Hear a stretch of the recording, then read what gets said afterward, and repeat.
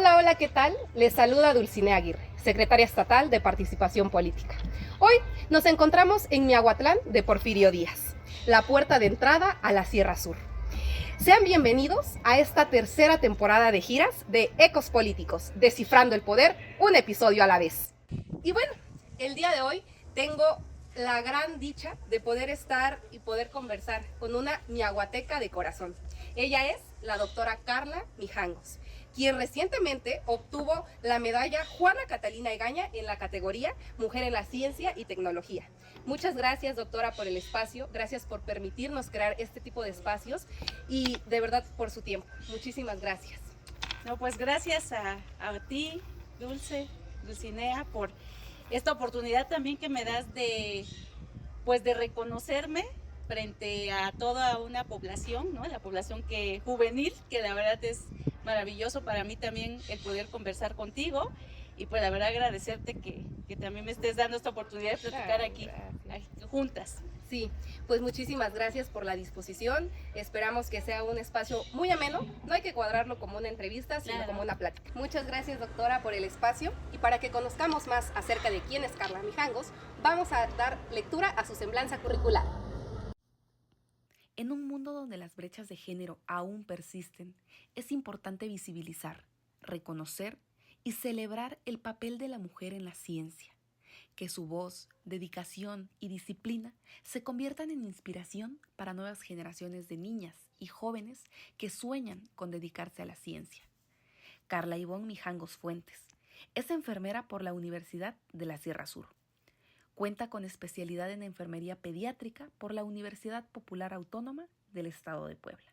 Máster en investigación y rol avanzado en enfermería. Tiene un doctorado en ciencias sociales. El 4 de marzo de 2025 recibió la medalla Juana Catalina Egaña Romero, donde fue reconocida en la categoría Mujer en la Ciencia y Tecnología. Ha dedicado su vida a la investigación para transformar el sistema de salud desde una perspectiva comunitaria y humanitaria.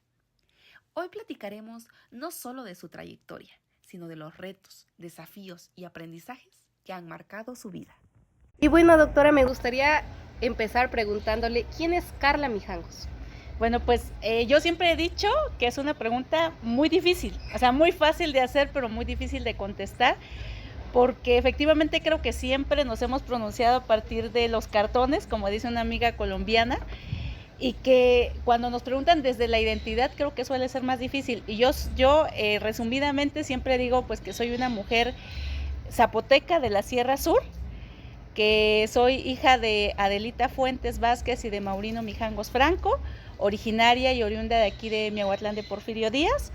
Soy feminista, soy activista de la salud y bueno, también me considero más desde el feminismo descolonial, que creo que es con el que me he identificado más como mujer, ¿no? Y madre, que también lo soy. Ok, una pregunta bastante profunda, sí, porque creo que toca temas en donde realmente se dice quién eres como persona, porque muy aparte de, pues estudió esto, pero creo que el sentir y el sentirse orgulloso de dónde vienes es donde hace la diferencia. Sabemos que ha incursionado en el ámbito de la ciencia y la tecnología, pero también sabemos que es un espacio en donde a lo mejor a las mujeres se le ha limitado la oportunidad. ¿Por qué? Porque se tiene la costumbre, la creencia errónea de que solamente es para hombres, que si tú eres mujer no vas a poder lograrlo, y creo que se ha crecido con estos estereotipos mal impuestos por la sociedad, y es ahí donde me surge la pregunta de cuál fue el motivo o qué es lo que la motivó a tomar una carrera en ciencia y tecnología, especialmente en donde las mujeres no tienen muchas oportunidades o a veces se les ven como limitadas. Sí, bueno, pues mira, es interesante tu pregunta porque yo vengo de una disciplina que es totalmente femenina, ¿no? Hablando de más feminizado, más que femenino, y pues la enfermería ha sido una carrera que justo ha sido visibilizada dentro de la sociedad, pero como una carrera del cuidado, incluso no profesional, ¿no? Incluso en la parte que tú digas que una enfermera puede estar investigando, pues todavía es más complejo si lo ponemos desde la dimensión que tú manejabas.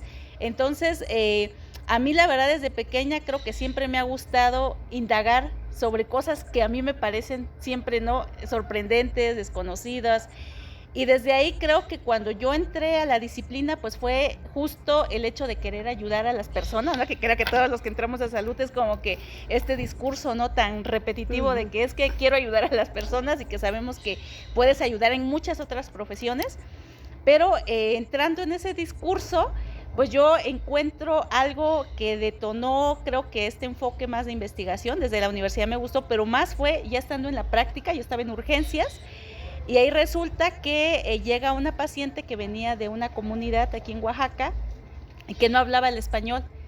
Entonces, ¿qué pasa? Que nosotros empezamos a tener dificultades para comunicarnos con ella.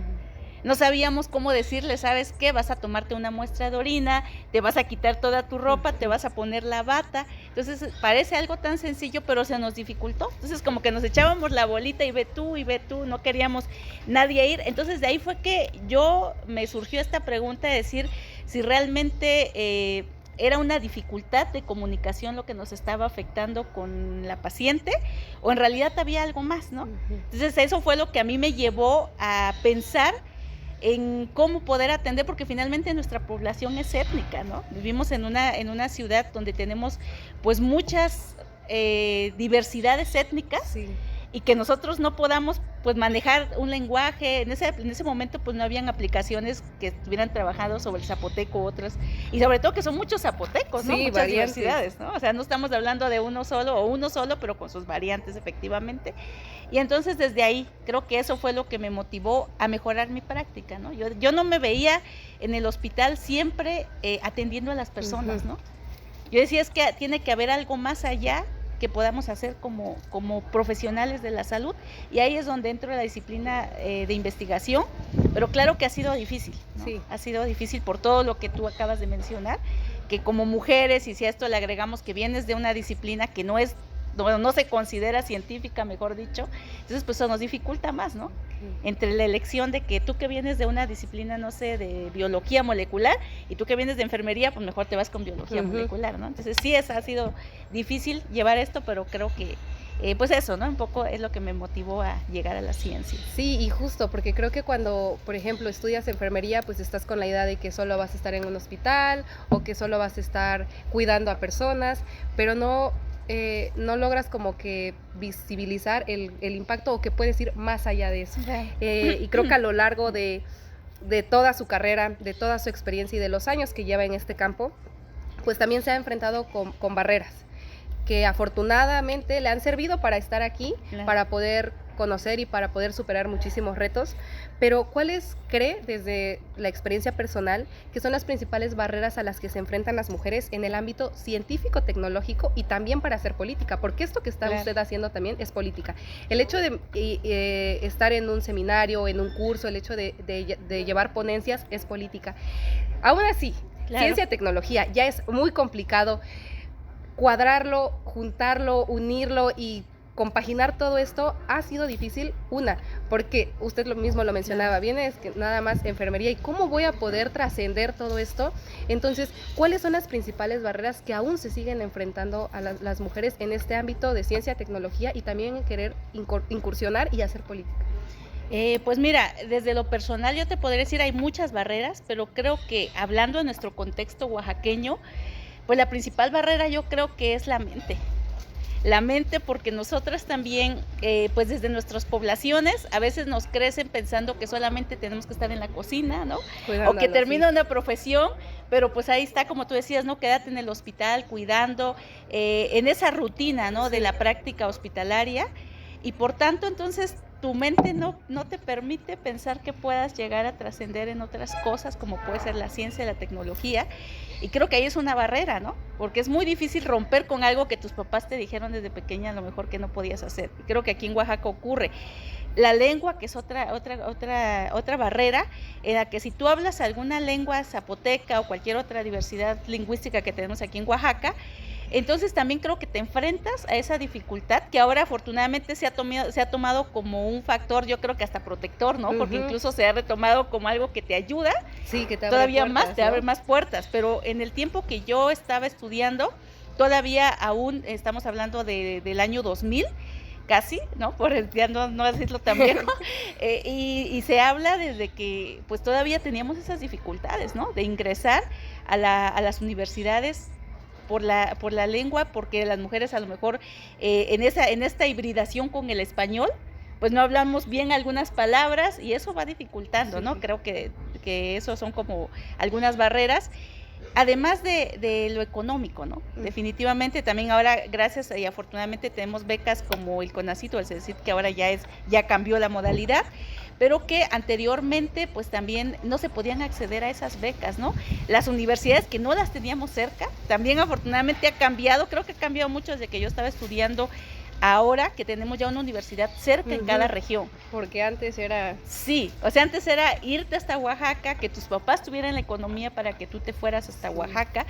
Y esas son como barreras, digamos, estructurales que yo me encontré, pero también existen otras barreras simbólicas, ¿no? Por ejemplo, cuando yo me quise ir, yo decía, yo quiero estudiar una maestría en investigación específicamente.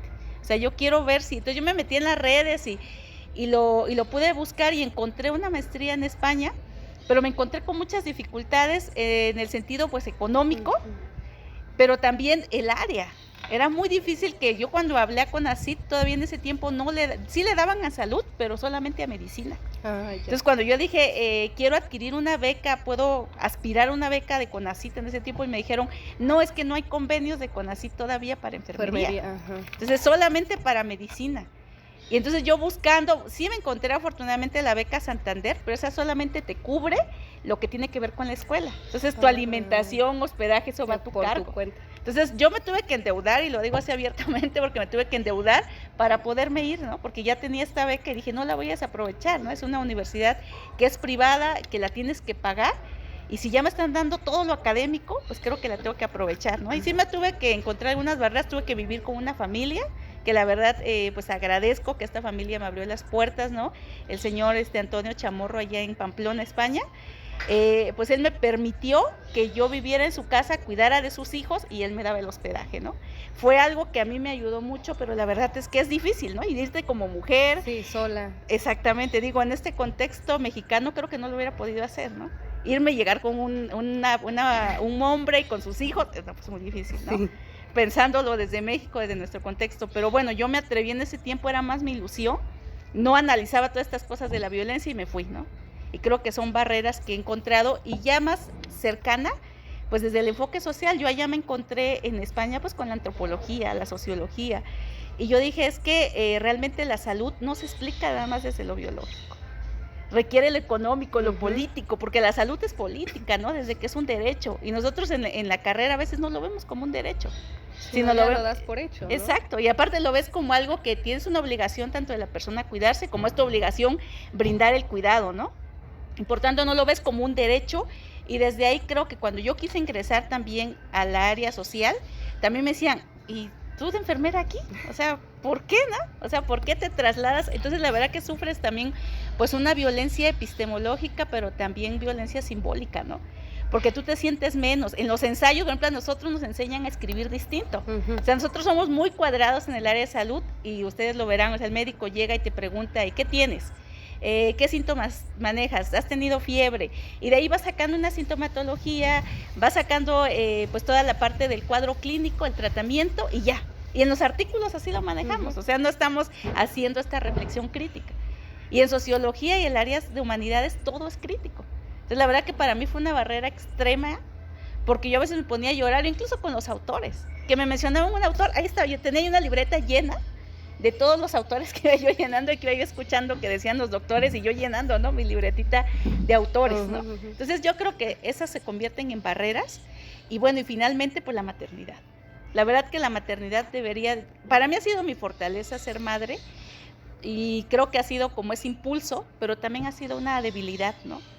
Porque no podemos producir igual que como produce un hombre, porque también tenemos la responsabilidad de los hijos, ¿no? Entonces el hombre puede llegar a estar produciendo, porque CONACYT te exige y el SNI te exige, pero tú como madre no lo puedes hacer, ¿no? Tienes que dedicarle a tus hijos, ¿no? Entonces creo que eso ha sido barreras que las mujeres seguimos enfrentando dentro de estas áreas, ¿no?, de la ciencia. Yo te hablo desde lo personal, ¿no? Sí. Y es que creo que es un sinfín de trasfondos, porque lo mencionaba, ¿no? Años atrás pues era un poquito difícil, pero también como que la confianza, porque hoy en día qué vas a irte con un desconocido, como que la Claro. piensas mucho por lo mismo. Entonces, pero bueno, todo esto le sirvió, y creo que a raíz de eso ha venido pues adquiriendo más experiencias, conocimientos, y lo más importante es que creo, y no me queda duda, que se ha quedado con un gran sabor de boca. Claro. Y sobre todo lo ha hecho con el corazón, porque se ve. Pero pues bueno, también todo lo bueno no llega tan fácil. Así es. Y desde sus inicios, ¿cómo cree que la participación de las mujeres ha cambiado, ha evolucionado o ha trascendido en este ámbito? Pues mira, yo creo que afortunadamente la verdad es que con los movimientos de las mujeres, en los movimientos feministas, porque hablamos de muchos feminismos, Sí. no de uno, ¿no? Entonces yo creo que estos movimientos pues han cambiado, a lo mejor en algunos espacios no han cambiado porque hayan cambiado el paradigma o el chip, ¿no? Lo han cambiado porque es un discurso político y se tiene que tomar pues como una política, como la interculturalidad y otros temas que tienen que estar, la perspectiva de género, ¿no? Que tiene que estar en la universidad o tiene que estar dentro de los espacios públicos, pero todavía tenemos rezagos, ¿no? Ahí en nuestro cuerpo, en nuestro pensamiento, y por tanto muchas llegan a los puestos políticos y llegan con ese pensamiento, ¿no? Entonces no es que a veces ayuden mucho a las mujeres, pero claro que sí hay que estar pues muy alerta de esta situación, teniéndola presente, pero creo que ya ha habido mucha participación en muchos espacios. Ya tenemos rectoras. Sí. Y hay rectoras en varias universidades, ¿no? Incluso, ¿no? Antes que se iba a ver que usted y yo estuviéramos platicando, Claro. O que una mujer recibiera una medalla, Claro. o que una mujer tuviera algún puesto pues político, que estuviera incursionando, que estuviera motivando. O sea, creo que se tenía eso de que no, pues la mujer solamente en casa, y si quieres, pues, o sea, iba como que en contra de todo. Sí. Y creo que sí ha venido cambiando, y es bastante interesante porque lo estamos escuchando pues de una persona que ha experimentado, que ha vivido y que ha experimentado este cambio.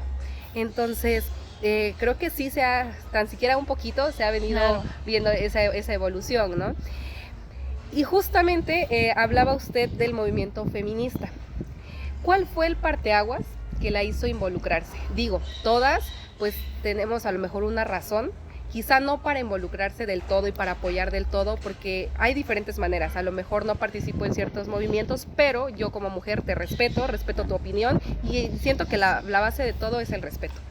Pero hay algunas que desafortunadamente pues diferentes experiencias hacen que pues se sientan un poquito más pues cercanas a este movimiento. Pero ¿cuál fue el parteaguas que hizo involucrarse a usted activamente en este movimiento feminista? Pues yo creo que a partir del doctorado. O sea, creo que a mí me tocó cuando yo ingresé al doctorado, había un movimiento allá en Toluca, porque yo estudié en la UAM. Había un movimiento por el cuidado estaban en esta propuesta del aeropuerto y todos estos problemas que habían con el agua y los terrenos que tenían ahí los pobladores del Estado de México. Entonces hicieron una marcha. La verdad es que yo, en ese momento, y sobre todo, lo digo también abiertamente, en el área de salud, pues te enseñan mucho a obedecer.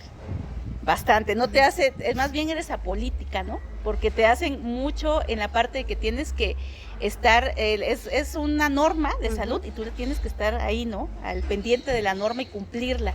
Y nunca te cuestionas nada, la verdad. Pero sí que te cuestionas las marchas. O sea, ¿por qué marchan? ¿Por qué están ahí? ¿Por qué interrumpen el tráfico? Ese tipo de cosas que nos molestan ciertamente como sociedad, pero sabemos que ahora a partir de esa incomodidad, pues es una participación política, ¿no?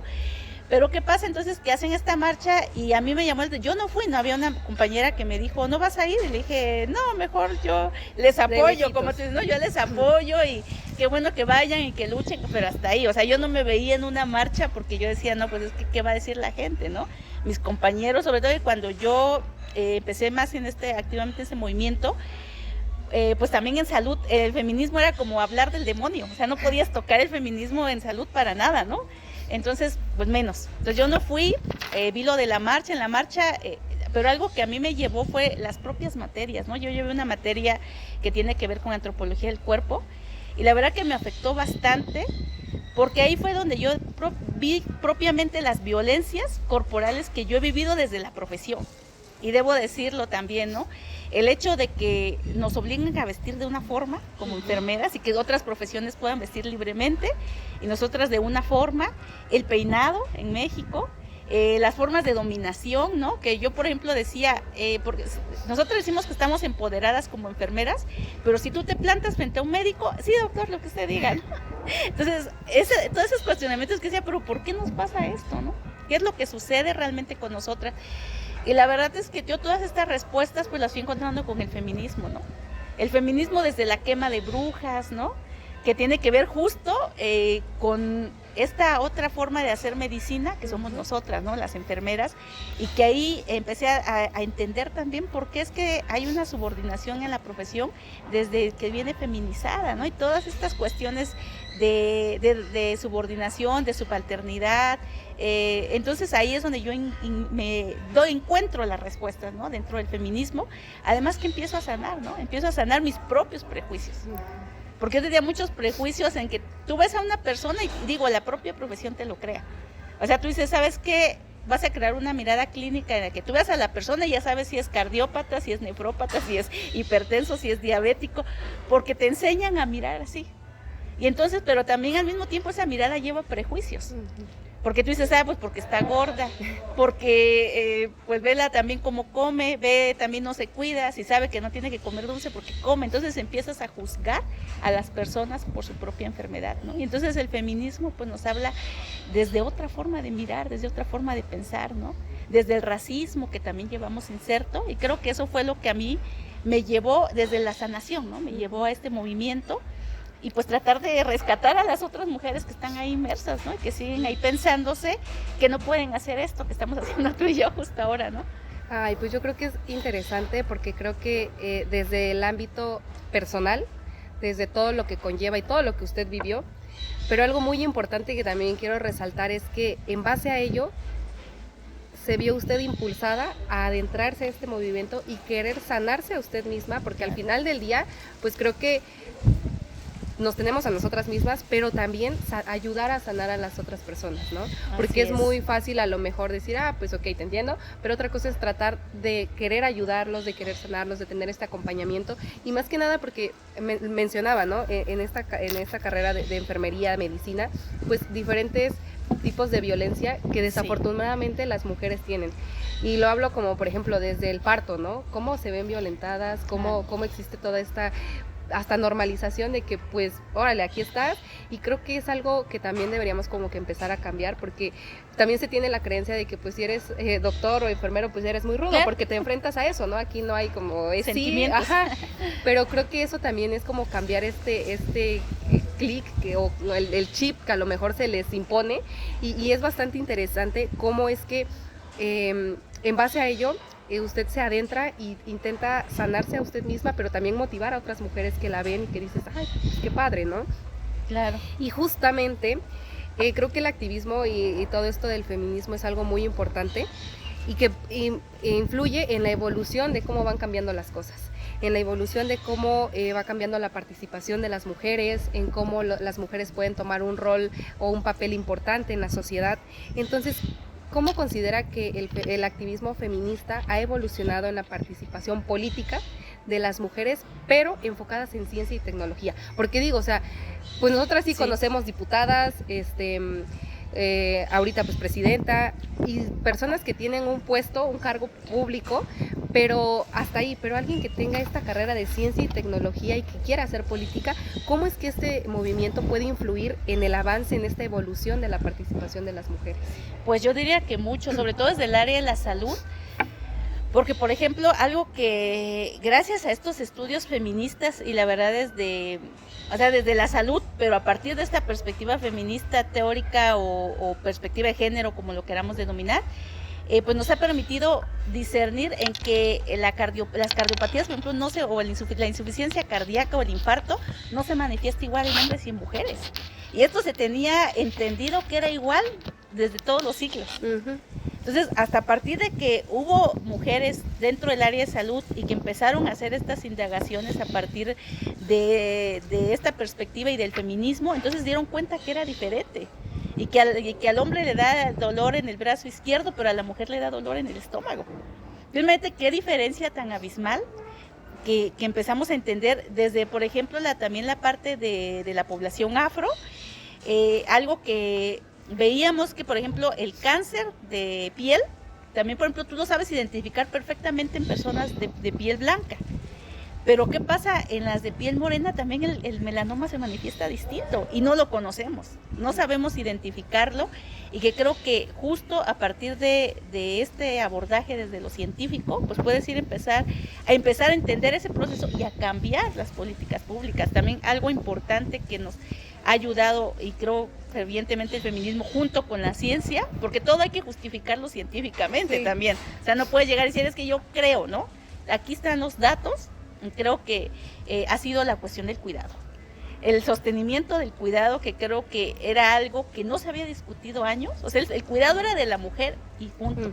¿Sí? Entonces, ¿qué ocurre? Que cuando llega el feminismo y empieza a decir que el cuidado tiene que ser co-construido y que tiene que ser pues colaborativo de todos. Y que además las mujeres han cuidado siempre, y que no solamente es que hayan cuidado siempre, sino que han sostenido la economía de los países gracias a los cuidados que implementan las mujeres, pues esto fue un cambio abismal en toda la sociedad, porque realmente dimos cuenta de cuánta productividad hemos tenido como mujeres, y también pues cómo hemos sostenido la economía a partir de cuidar.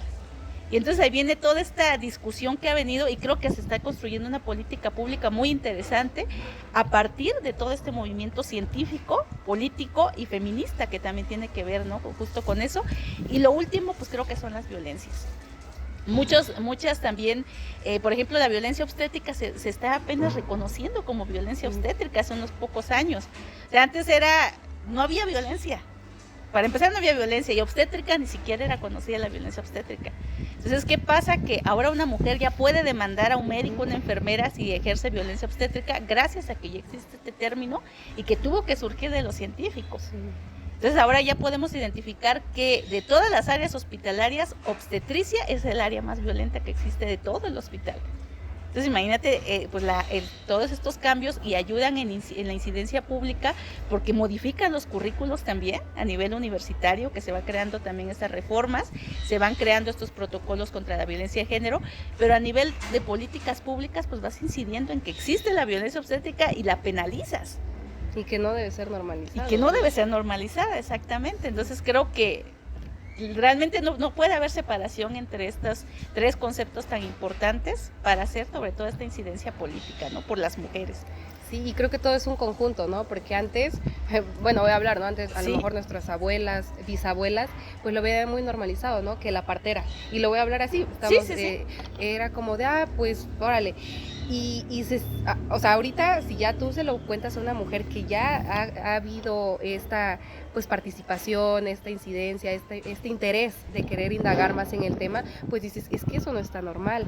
Y creo que sí es bastante interesante que todo se compagine, claro, se una para poder pues seguir avanzando, porque esto igual es un avance. Antes que ibas a poder demandar, pues a lo mejor o que ibas a poder decir, es que sufrí violencia por parte de un médico, ¿no? Sí. Pues es su labor, lo está haciendo, y ahorita no.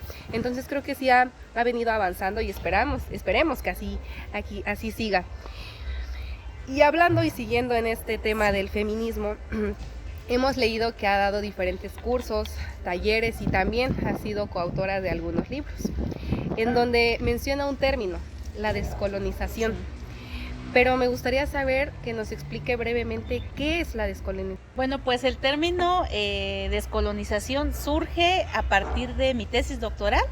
Entonces, la cual yo titulé como Representaciones Sociales de Salud y Enfermedad entre la población indígena zapoteca y Oaxaca y los profesionales de la salud también de Oaxaca, como para tener un comparativo. Y dentro de todo este estudio que estuve realizando, pues me encuentro con el término de la colonización, ¿no? Es decir, dentro de la historia de la medicina, encuentro que la colonización que nosotros vivimos en 1492 no termina ahí, ¿no? O sea, la colonización sí, pero no la colonialidad, como dice Aníbal Quijano, ¿no? Es decir, nosotros a partir de esto empezamos a cambiar toda nuestra forma y entendimiento de vida a partir de que los españoles llegaron a México, ¿no?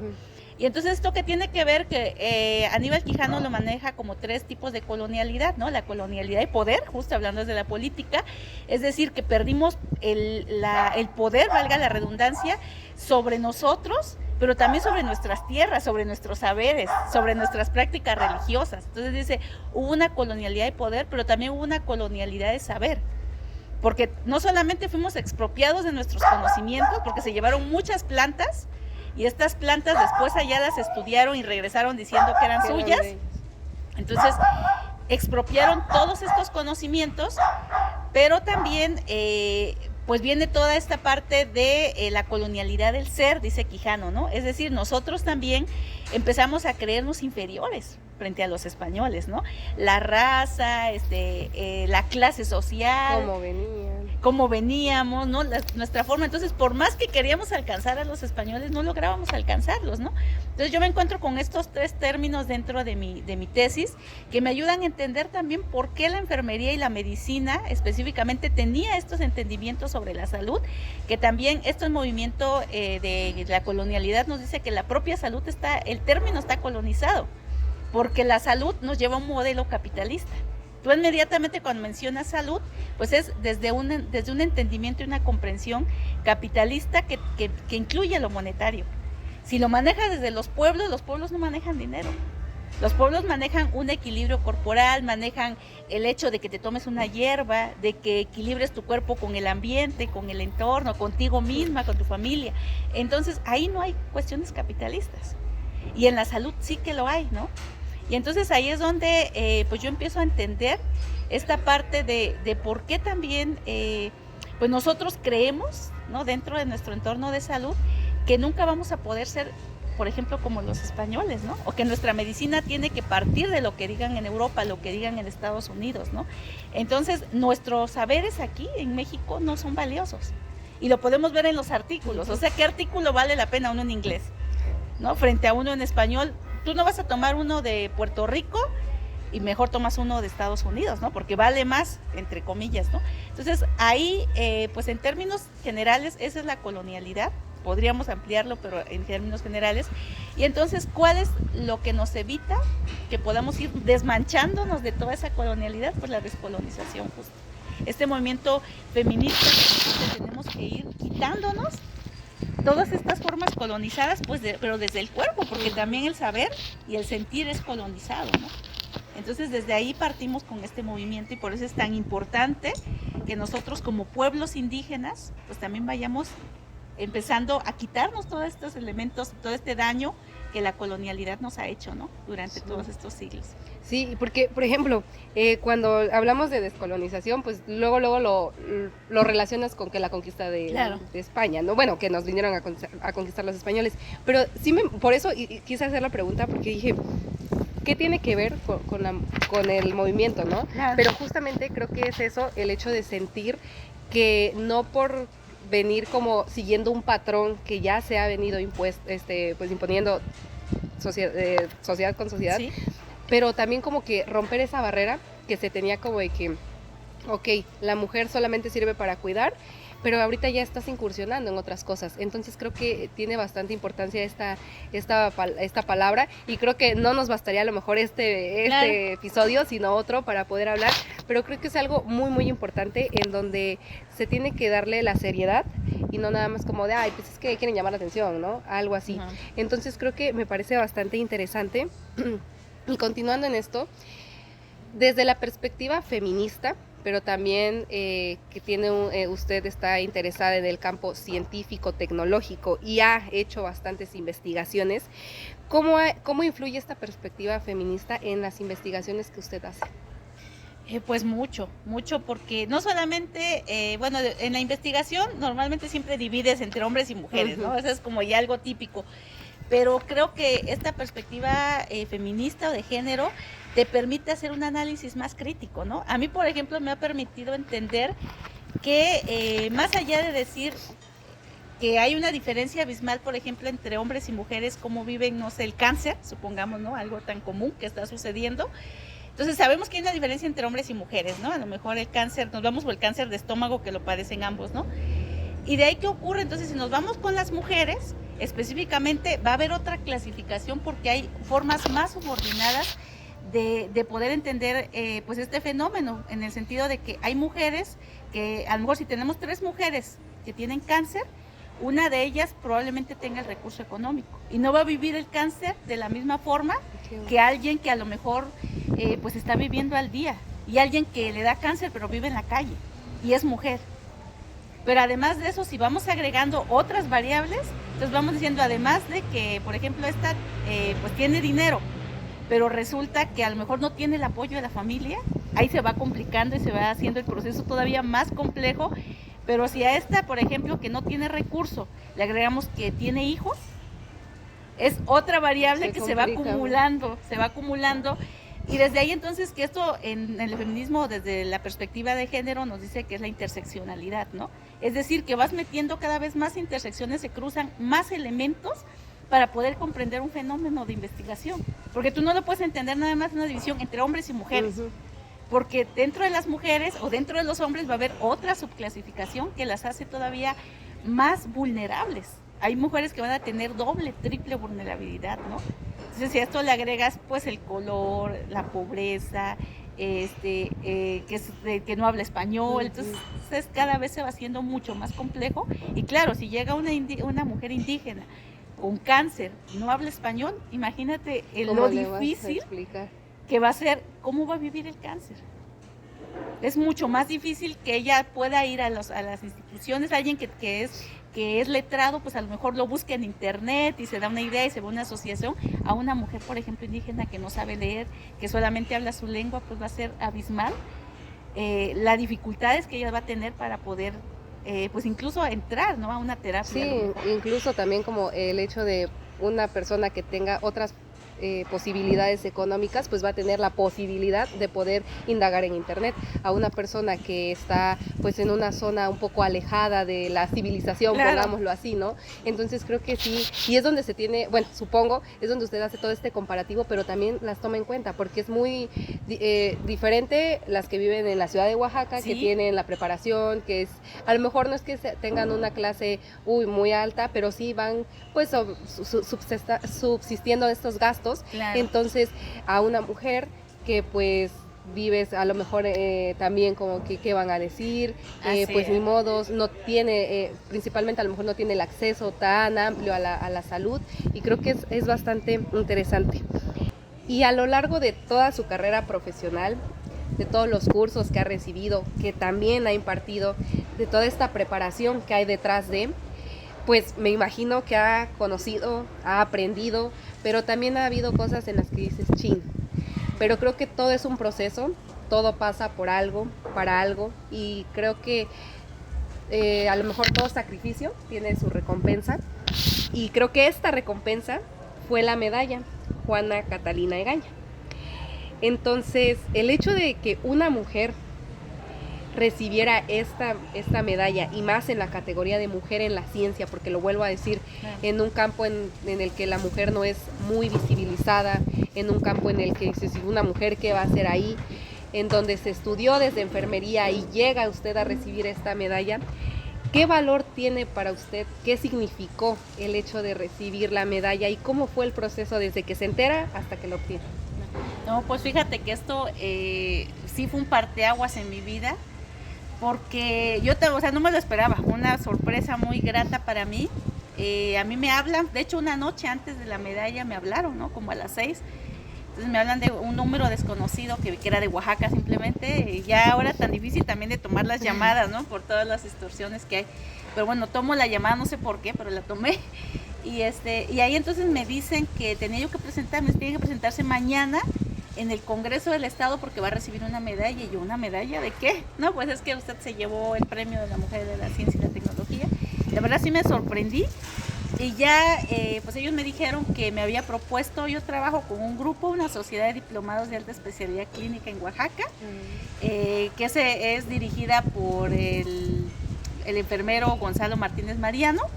Y entonces pues ellos me propusieron, ¿no?, desde la sociedad, como es abierto a toda la población oaxaqueña, entonces ahí te propone, ¿no? Porque no hay autopropuestas, tiene que proponer.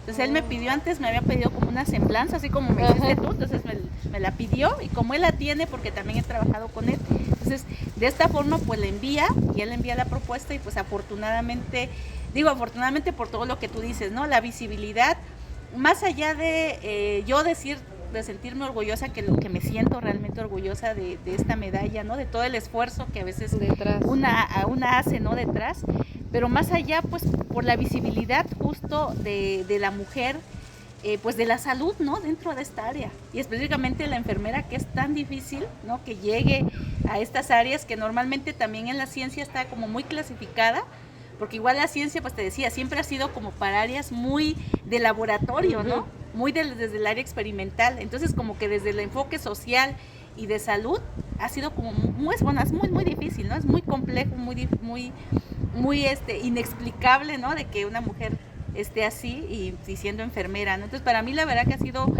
como muy importante, sobre todo también por el hecho de que yo estoy trabajando mucho desde la interculturalidad, y también este proceso, ¿no? De dar a entender que pues es necesario empezar también a transformar, y no solamente en el entendido de que existe una sola medicina, pese a que yo vengo de esta medicina occidental, también me crucé con la medicina tradicional por mi familia, ¿no? Mi abuela, mi mamá, que también curan.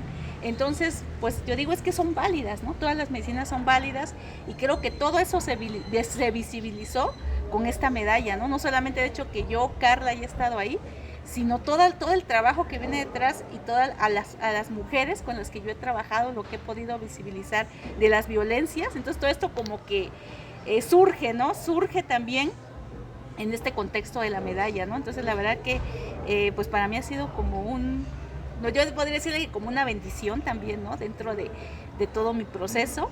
Y bueno, yo digo, pues es para todas las mujeres oaxaqueñas también, ¿no? Creo que eso es.